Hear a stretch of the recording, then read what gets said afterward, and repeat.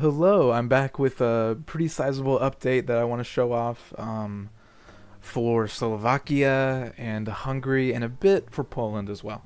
I have added, first of all, 4 new states and a couple new provinces.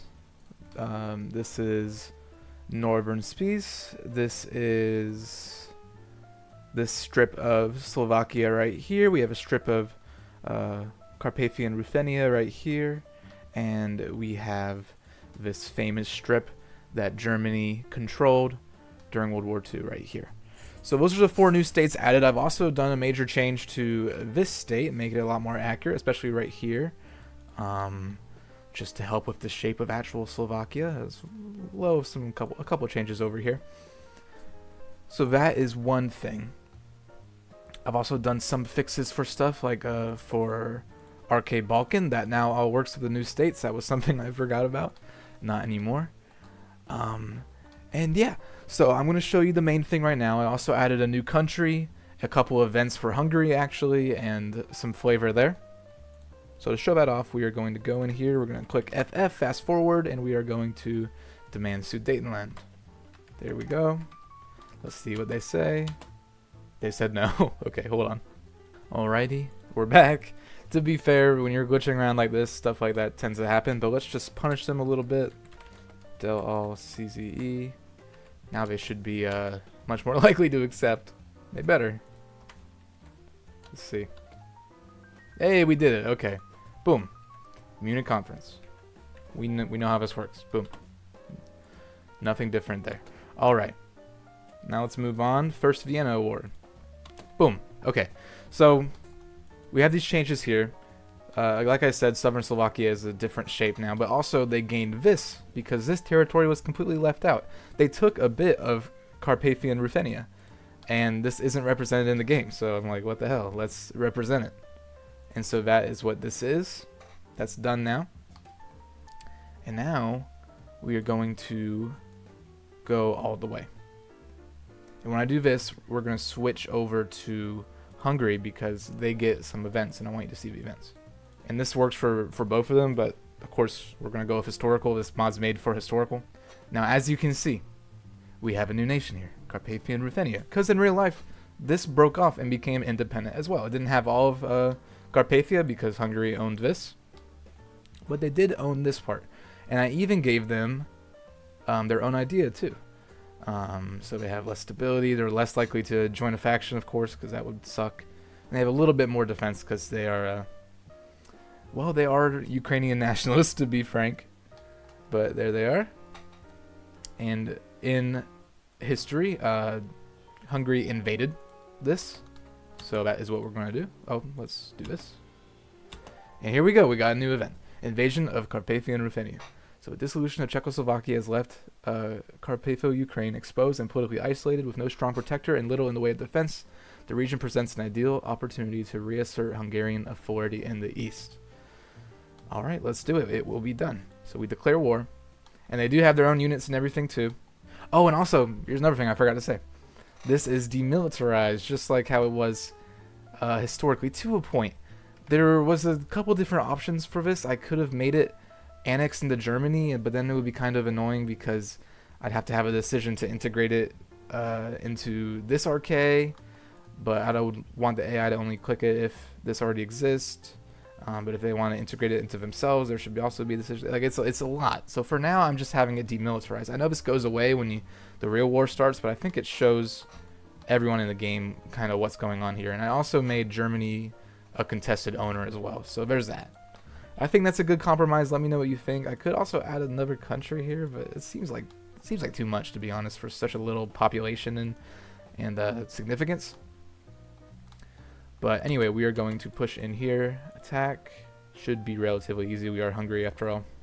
I really like their color. Let me know if I should change it to be more like actual Ukraine, but I made them. I thought I'd make them slightly different just so they had more in common, and also that the countries could exist at the same time. There we go. There goes the last hope of the Ukrainian army. And boom. So we instantly annex it. Now we have all of our territory that we should have had from or we would have had in the base game. Now we actually have it in a more historical setting, and these have changed names as well, Hungarian names. And now I also added another minor war, and it's not an actual war because, well, you can't really fight Slovakia as it's a German puppet. But in real life, Hungary also invaded Slovakia, and they took this bit of land. So now, a couple weeks later, there is an event for that as well. So we're going to read that, and I'm going to put these guys on the border just so it feels more alive. We should get an event for that soon. Alright, there we are. This is called the Little War, for any of you guys that want to search it up yourself. And we got a little description for this as well. Following the successful annexation of Carpatho-Ukraine, attention has been turned to the border regions of eastern Slovakia, which used to be a part of us. Now, Hungary wanted to do this a little bit earlier, but Germany, of course, wouldn't let them, and they wanted to keep Slovakia as a puppet state, and they wanted to be able to have good enough relations with them to use them as a launching point into Poland when they invade Poland. So Hungary was only able to get this little part. But now this will happen, and it won't happen at the same time. It'll happen once you defeat them, which is more historical. And boom, more for Hungary. And we took that as well. So this turns out to be Slovakia's final borders. I think it looks a lot better than base game. If you want, you can go ahead and look. It is quite different, especially when you remember that this it stays a part of them, and this section right here goes out about this much more. It's quite a big difference. But that's not all for Slovakia. There is one more thing I wanted to show you, and that is if we go down the path to do Molotov Ribbentrop. Let it load so they say yes. Hopefully they say yes. If not, I'll be quite upset. There we go. Now, some of you might not know that during the invasion of Poland, Slovakia had a chance to actually gain some territory as well. Slovakia, here, let's have them go in the war. Slovakia has had a territorial conflict with Poland for a while at this point. I believe land was exchanged in 1920. Land is also exchanged in 1938, although it's such a small amount. It would be about this size. I decided not to add it, but let me know if that makes you upset. Maybe I'll think about it. And this is their chance to get some territory back. So let's do it. And again, just in case you forgot, my advanced directives mod works with this as well. So you could think about how this would feel with the fewer directives as well. It's pretty fun. It adds a bit of an extra layer. Right, okay. Partitioning Poland. Yes, these must be obeyed. Now, when you click this, Slovakia gets to get its territory back. And if for some reason Czechoslovakia exists as well, they will also get their territory back. So that's another historical accuracy, and it fixes both the borders of Slovakia and Poland, archaic Poland. So now the general government will have more correct borders. So yeah, sure, let's do that. And there you go. Now Slovakia owns this bit of territory. Its name was changed, and it looks beautiful. So that is about it, I guess. Just for fun, we'll establish the general government.